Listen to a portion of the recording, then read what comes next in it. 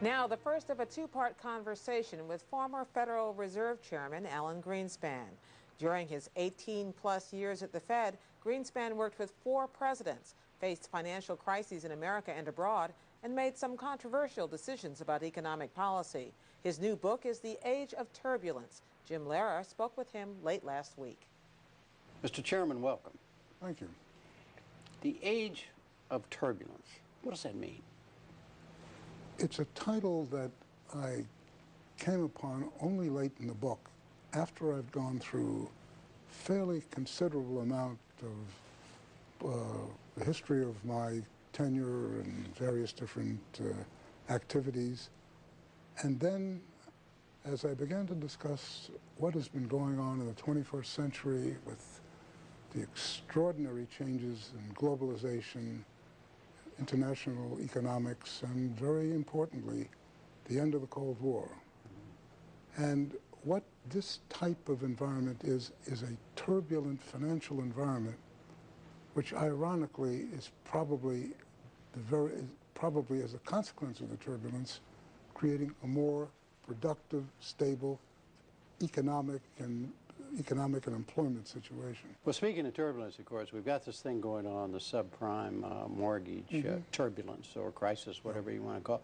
Looking back, do you think there's something that could have been done on your watch as chairman of the Fed that could have prevented this from happening? I don't think so. First of all, the problem that we're dealing with now is an aspect of is a result of human nature, basically the innate characteristics of human nature, in the sense that people, after a period of exuberance... Here's a magic word for you, exuberance. I like that word. Okay. I think I'll use it. Okay. But the problem is that we've had a bubble in housing, and the bubble in housing essentially has roots, as I point out in the book, to the end of the Cold War, leaving aside all the economics that are involved.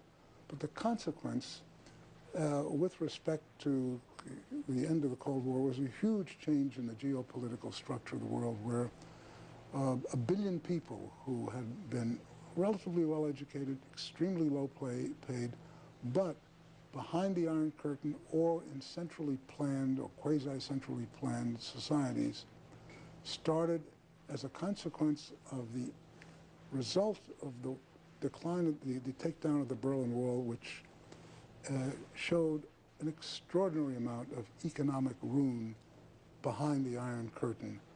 And very quietly, with no fanfare, vast amounts of people abandoned central planning.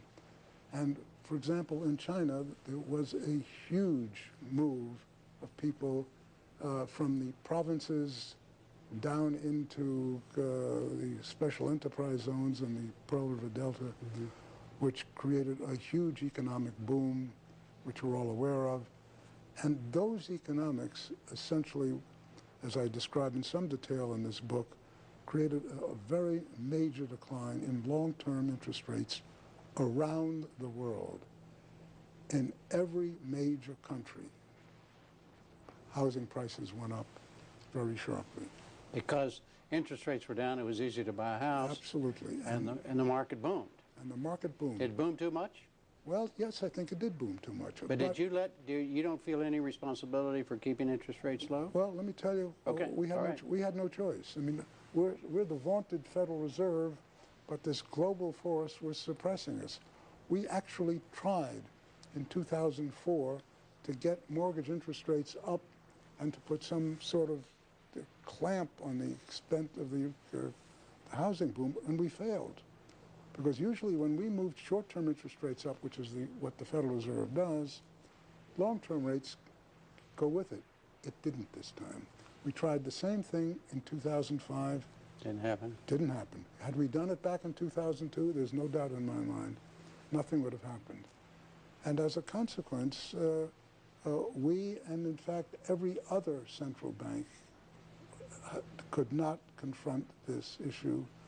And what I'm increasingly beginning to conclude is when you get bubbles like this, there is no way of diffusing them until the speculative fever breaks on its own. We tried numbers of things, and other people tried numbers of things, but what is different about the United States is when our bubble burst, housing prices started down. Our actual rise in prices is probably a little below average around the world. But we, as a consequence of having a major thrust in trying to increase home ownership in this country, developed properly, in my view, subprime mortgages, so a lot of people who would not otherwise be able to own a home were able to own a home. But then their interest rates went up over a period of time. That's when they got hurt, right? Well, the real problem began because a very significant proportion of those loans were on terms which shouldn't have been made. In many cases, I think it was fraud, and that I say in the book, as you know, the only area where I think more regulation is required in this country is addressing fraud, because fraud is destructive of markets, but more importantly, it's destructive of families. A little bit more about your job as chairman of the Fed, which you've written about extensively in the book. You say very, very clearly and way out front that you are a Republican. You've been a Republican since, well, for how long? I mean, almost since you started knowing about politics. Yeah, you've been a since Republican. I thought about politics. Thought about politics. I've been a combination of libertarian, Republican all along. Has there, while you were chairman of the board, was there anything that you looking back on it now, that you feel you did because you were a Republican? Well, I have the underlying political philosophy because I believe that markets work and that markets contribute a great deal to civilization. So it's not as though I have an ideology and then I apply it. I have the ideology because I believe that it is the best way of coming at the world and what type of policy. What is the proper relationship, what should be the proper relationship between a chairman of the Fed and a president of the United States? Well, first of all, the Federal Reserve is an independent agency, and that means basically that there is no other agency of government which can overrule actions that we take.